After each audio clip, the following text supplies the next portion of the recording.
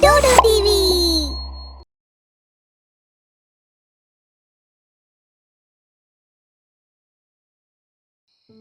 बेटा बहुत खेड़ लिया बाहर, अब धूप हो रही है, अंदर आ जा।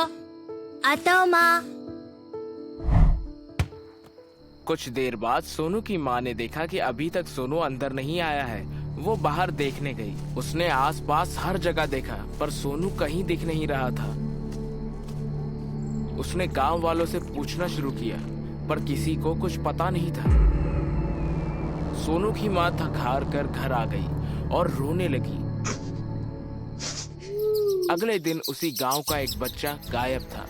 इसी तरह से हर एक बच्चा गायब होने लगा था। मुखिया जी ने मुसीबत को सुनकर गांव वालों को एक चौपाल पर बुलाया। सभी गांव वाले चौपाल पर जमा हो गए। सोनू की माँ, पहले तू बता कि तेरा बेटा कहाँ था और कैसे गायब हो गया। मेरा बेटा बाहर खेलने गया था, मैंने उसे अंदर आने को बोला पर वो नहीं आया। जब मैं कुछ देर बाद देखने गई तो वो गायब था। सोनू की माँ रोने लगी। बोला कि माँ तू बता तेरा बेटा कैसे गायब हुआ। मैंने उसे बगीचे के कुछ फूल लाने को कहा था। बहुत देर के बाद भी वो फूल लेकर नहीं आया। मैं उसे बगीचे में ढूंढने गई तो वो गायब था।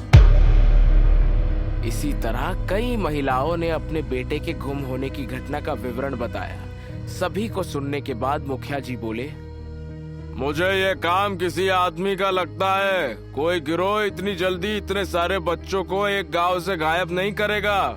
मुझे तो ये मामला कुछ और दिखता है। तभी गांव का एक और आदमी बोला, आप बिल्कुल सही कह रहे हैं मुखिया जी। फिर भी हमें पुलिस को भी इसकी सूचना देनी चाहिए।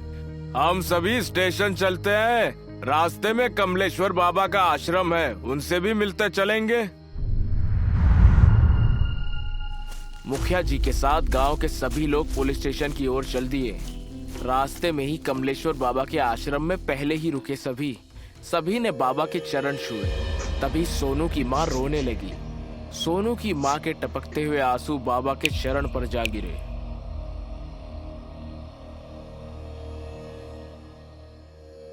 मैं आप लोगों की परेशानी समझ गया।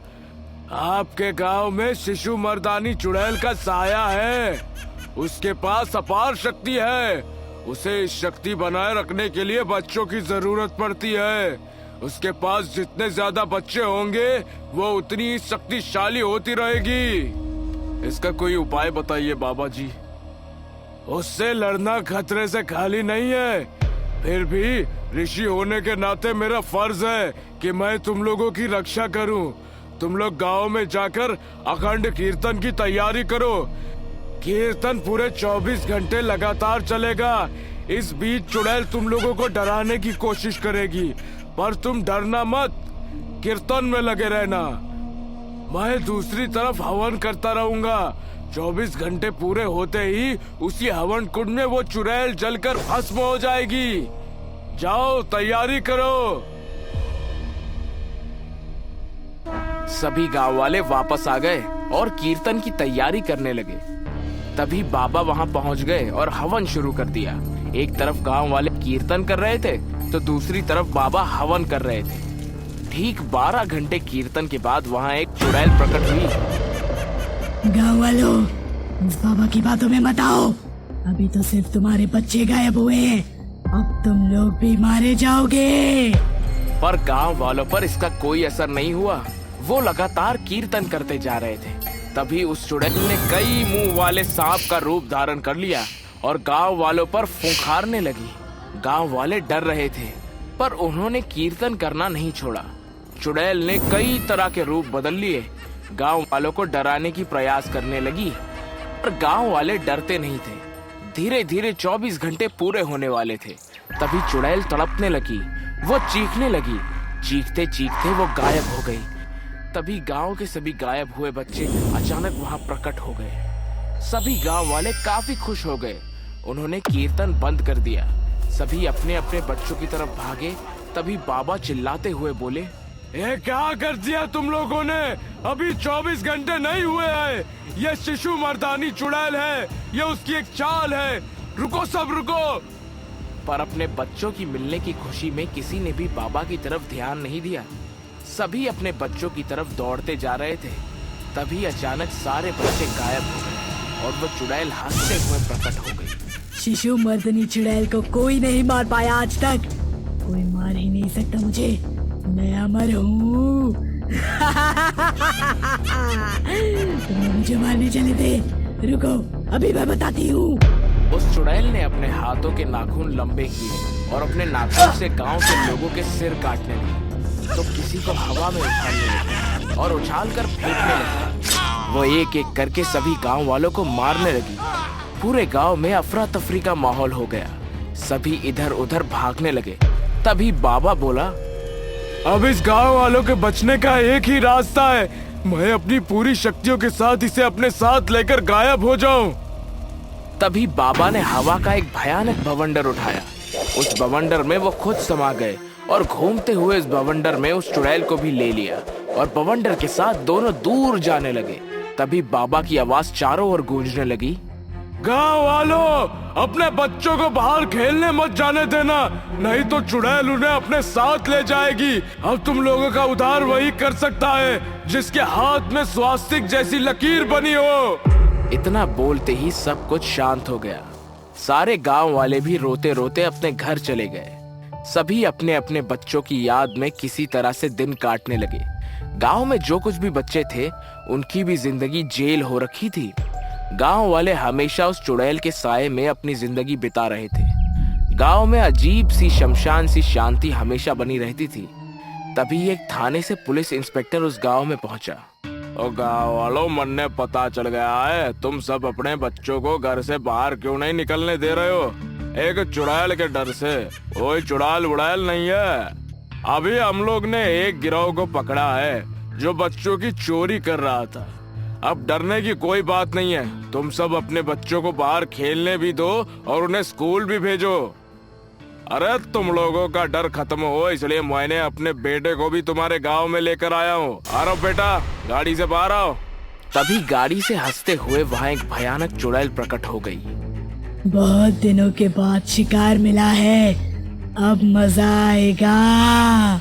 उस चुड़ैल को देखकर आरव डर गया और अपने पापा के पास जाकर चिपक गया। इंस्पेक्टर साहब बुरी तरह से डर रहे थे।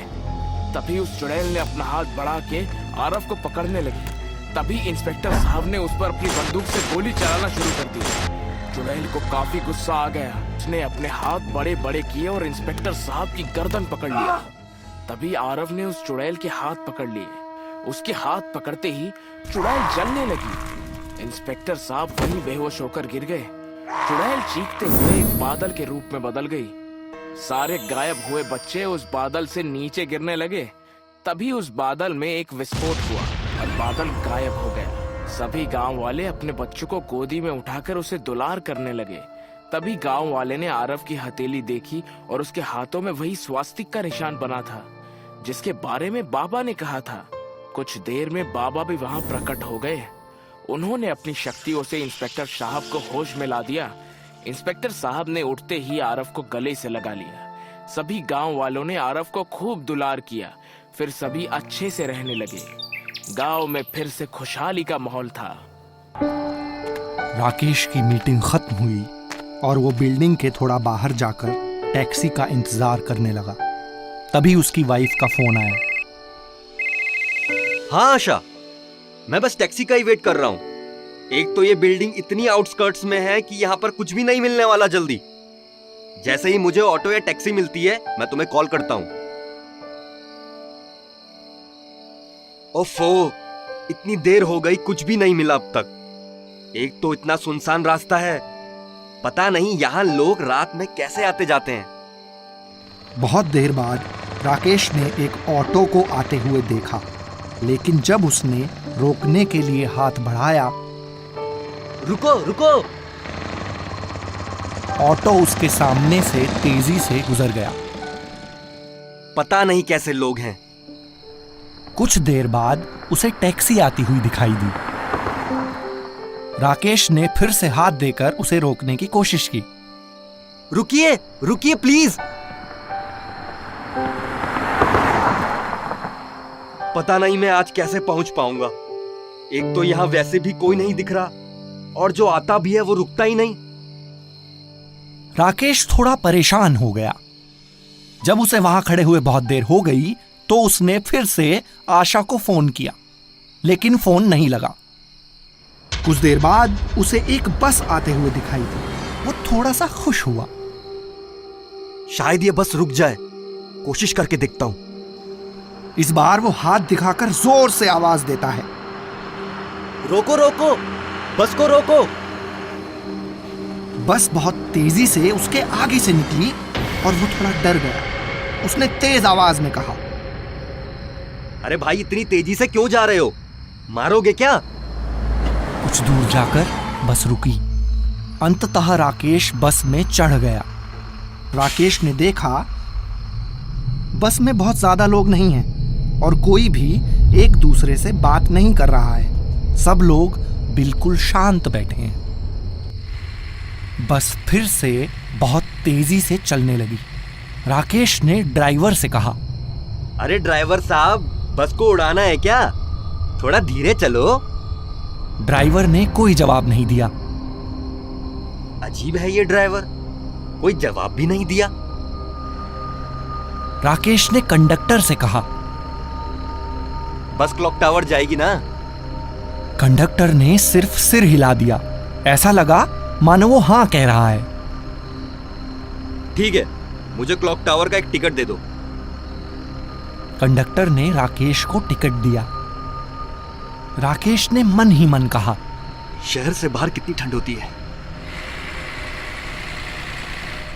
वो अपने हाथ बांधकर बैठ गया और गाना गुनगुनाने लगा।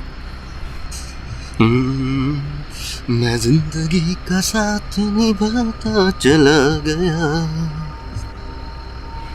बस की स्पीड अब पहले से भी तेज हो गई। राकेश ने फिर से ड्राइवर से कहा, अरे ड्राइवर सुनो, थोड़ा धीरे चलाओ भाई। फिर से कोई जवाब नहीं। अरे तुम कुछ बोलते क्यों नहीं?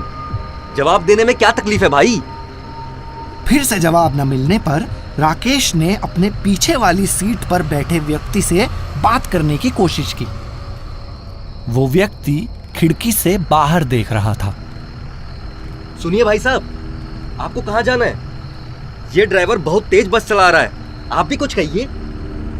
वो व्यक्ति कुछ नहीं बोला और बाहर देखता रहा। राकेश फिर से सोचने लगा, हे भगवान, मैं कहाँ फंस गया? पता नहीं आज इतने अजीब लोग क्यों मिल रहे हैं। बस एक बार घर ठीक से पहुंच जाऊं। राकेश ने पीछे मुड़ के देखा कि सब शांत हैं। कोई किसी से बात नहीं कर रहा है। सब दूर दूर बैठे हैं। एक बूढ़ा आदमी अखबार पढ़ रहा है। एक वृद्ध महिला अपना सिर पकड़कर बैठी हुई है। सबसे पीछे वाली सीट पर एक व्यक्ति कुछ बहुत अजीब सी दिखने वाली चीज खा रहा है। कंडक्टर पीछे जाकर अकेला ही हंस रहा है। एक बच्चा एक बहुत डरावने से खिलौने से खेल रहा है। उसे ये सब देखकर बहुत अजीब लगा। अब बस चलते चलते बहुत देर हो गई। तब राकेश ने पीछे मुड़कर कंडक्टर से पूछा, अरे कंडक्टर साहब, ये बस क्लॉक टावर ही जा रही है ना? कंडक्टर पीछे खड़ा देखता रहा। राकेश ने सोचा, शहर तो केवल 10 किलोमीटर था और रास्ता भी इतना सुनसान नहीं है। ये कहाँ जा रहा है?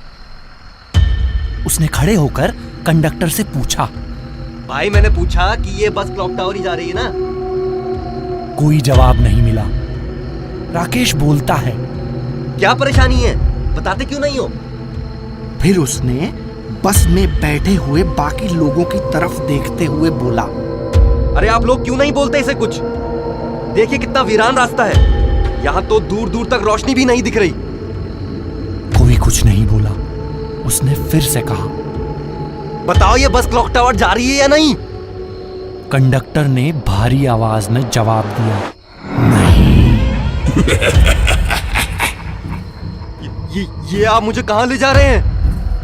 राकेश घबराकर सीट पर गिर गया और डर से रोने लगा। उसने एक एक करके बस में सब लोगों की तरफ देखा। सबकी आंखें खून की तरह लाल थीं और सब उसे ही देख रहे थे। कौन हो तुम? मुझे उतारो नीचे। उसने कहा मुझे यहीं उतार दो, मुझे आगे नहीं जाना। उसने टिकट को देखा तो उसकी नजर तारीख पर गई। अरे ये टिकट तो 11 साल पुराना है, इस पर तो 2010 की तारीख है। फिर उसने पलटकर अखबार पढ़ रहे व्यक्ति की ओर देखा।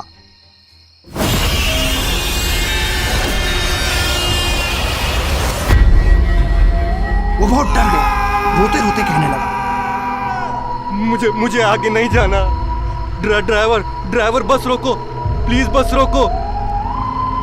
वो भागकर ड्राइवर के केबिन में गया। ड्राइवर ने उसकी तरफ देखा। राकेश ने देखा कि उसकी आंखें भी लाल हैं और चेहरे पर खून है। नहीं। राकेश डर से बुरी तरह कांप रहा था। उसने देखा कि बस एक खाई की तरफ बढ़ रही थी। अरे ये बस तो खाई की ओर जा रही है। कुछ करो प्लीज। मैं हाथ जोड़ता हूँ, बस रोको। राकेश बोलता रहा, बस रोक दो, लेकिन बस नहीं रुकी। जब बस नहीं रुकी तब वो बस के दरवाजे पर जाकर खुद ही बस से बाहर कूद गया।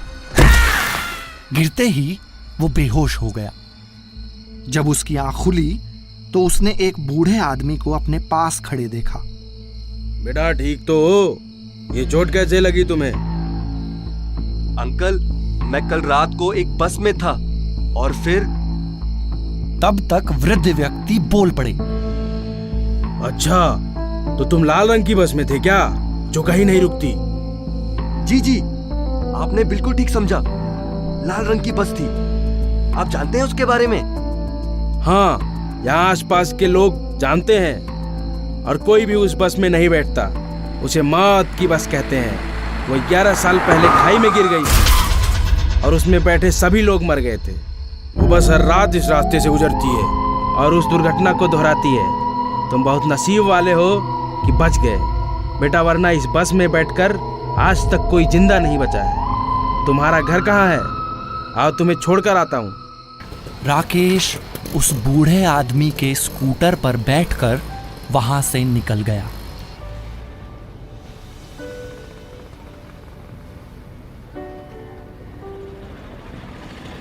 कुणाल, धीरज और आयुष कॉलेज एग्जाम्स के बाद अपनी कार से ट्रिप पर निकले थे। धीरज ड्राइव कर रहा था। फ्रंट सीट पर कुणाल बैठा था और बैक सीट पर आयुष बैठा था। यार, इस बार का ट्रिप बहुत स्पेशल होने वाला है। हाँ भाई, अब हम बड़े हो गए। तूने सब कुछ रख लिया था ना जो मैंने कहा था? मेरे पास जो था वो मैंने रख लिया था, बाकी ले लेंगे रास्ते से। ठीक है। तभी सामने एक मॉल दिखता है। धीरज, गाड़ी रोक, मुझे कुछ लेना है। भाई जल्दी आना। कुणाल कार से उतरकर मॉल की तरफ चला जाता है।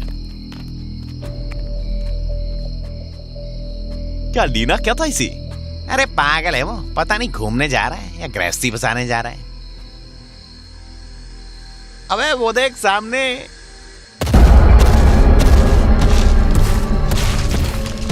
वो क्या है? लग तो कोई खम्मा रहा है।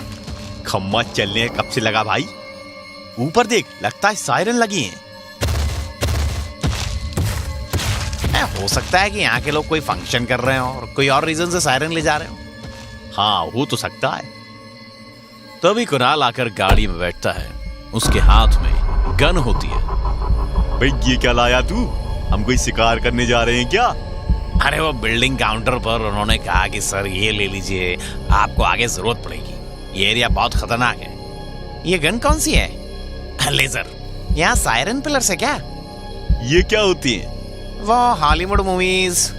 अरे भाई तू मूवीज कम देखा कर, ठीक है?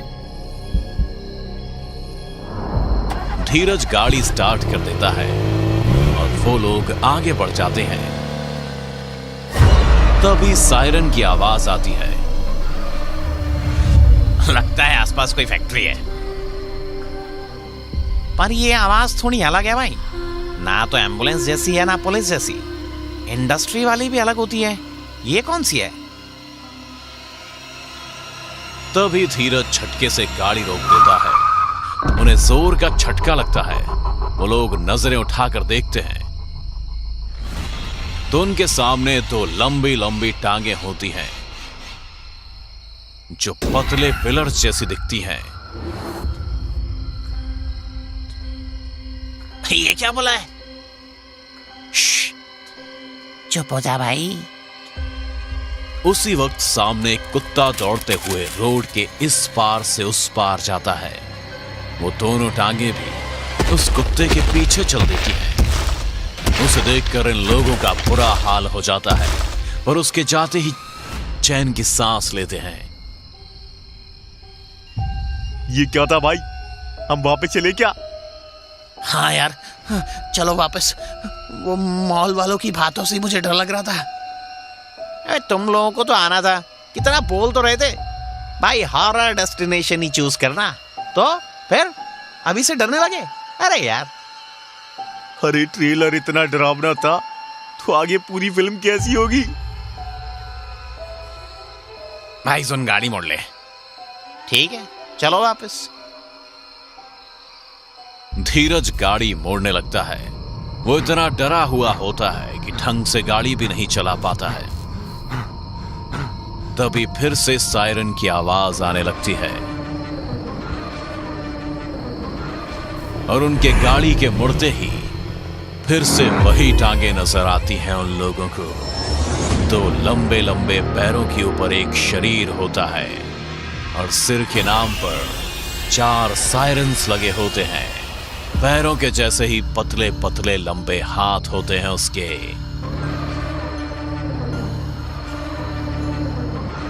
वो इनकी कार को हाथ में उठाकर खिलौने की तरह ऊपर नीचे करने लगता है। कार के दरवाजे खोल देता है और जैसे ही ऊपर नीचे करता है ये लोग नीचे जमीन पर गिर जाते हैं। ऊपर से गिरने के कारण चोट तो लगती है पर जान की फिक्र में उठकर भागने लगते हैं। आयुष के ऊपर लेजर गन गिरती है तो वो उसे लेकर भागता है। भागते भागते कब जंगल में घुस जाते हैं ये उन्हें पता ही नहीं चलता। आयुष, तूने हमें फंसा दिया। यार मुझे नहीं पता था यार ये जगह इतनी खतरनाक होगी। अगर हम मर गए तो? अरे भागो यहां से। अगर वो आया तो लेजर गन से हम उसे मार देंगे। फिर से वही सायरन की आवाज आने लगती है। जंगल के पेड़ों के बीच फिर वही टांगे इन लोगों को दिखने लगती हैं। ये लोग पत्थरों की आड़ में छुप जाते हैं।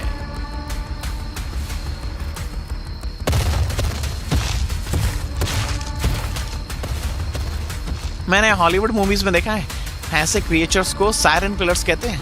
ये बहुत पावरफुल होते हैं और मुझे पता है कि इनको कैसे खत्म करते हैं। यार तुझे जो करना है वो कर, पर आज हम लोगों की जान बचा ले प्लीज। तुम लोग चुप रहना।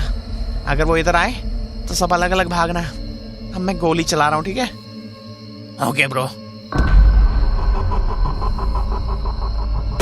इधर सायरन पिलर पूरे जंगल में लोगों को ढूंढ रहा होता है और अचानक उनके पास आ जाता है।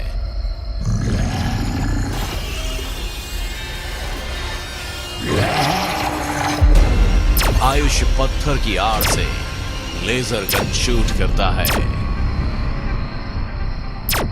सायरन हेड का एक सायरन फट जाता है। वो पागल होने लगता है, दर्द से चीखने चिल्लाने लगता है। उसके चीखने से सायरन की आवाज इतनी तेज हो जाती है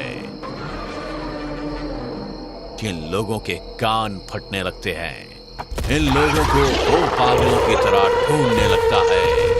जिधर से गोली चल रही होती है उधर वो जाता है। ये तीनों भाग ही रहे होते हैं कि वो अपने बाएं हाथ में तीनों को उठा लेता है आयुष लगातार लेजर गन चलाने लगता है। उसके तीनों सायरन्स को टारगेट करता है। उसका निशाना बिल्कुल सही लगता है। सायरन पिलर के सायरन्स ब्लास्ट कर जाते हैं। साथ में ये लोग भी उस ब्लास्ट में उड़ जाते हैं।